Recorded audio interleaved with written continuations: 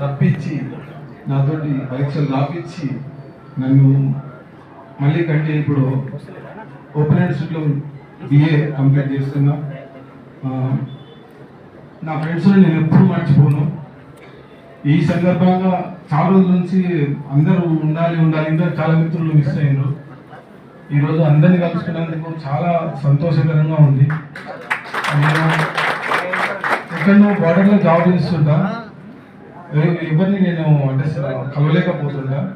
కానీ నేను సెలవు పెట్టుకున్నప్పుడే ప్లాన్ చేసి మిత్రులందరూ